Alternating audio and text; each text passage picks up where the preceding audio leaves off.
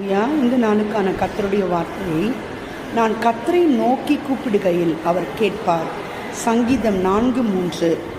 எவ்வளவு அற்புதமான ஒரு நம்பிக்கை பாருங்களேன் இந்த தாவீதுக்கு. அவர் இந்த வசனத்தை எழுதும்போது நம்பிக்கையோடு சொல்லுகிறார், நான் கூப்பிடுகையில் கர்த்தர் கேட்பார்.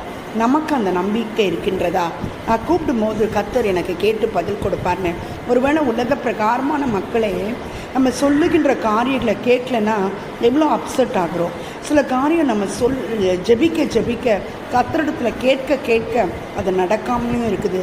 ஆனால் அதுக்கு ஒரு வேளை வேறு ஏதாவது ரீசன் இருக்கலாம்னு நீங்கள் யோசிக்கலாம். ஆனால் இந்த வேளையில் கர்த்தர் ஒவ்வொருவரோடும் சொல்ல விரும்புகின்ற காரியம், அவர் கேட்கிற பிரகாரமாய் நம்முடைய நடக்கை இருக்க வேண்டும். அவர் கேட்கிற பிரகாரமாய் நாம் அவரிடத்தில் பேச வேண்டும். ஒரு வேர்ஸ் இருக்குது, சாலமன் ப்ளீஸ்டு காட்னு இருக்குது.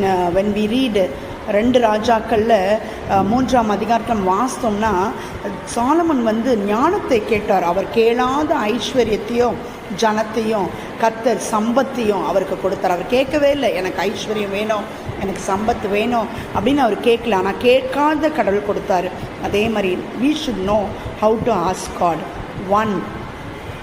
Number 2 is, நான் கேட்கும்போது கர்த்தர் அதை கேட்டு எனக்கு பதில் கொடுப்பார் என்ற நம்பிக்கை நமக்குள்ள வேண்டும். 3வது காரியம், நான் கேட்கிறது கர்த்தருக்கு உகந்ததாய் கேட்க வேண்டும்.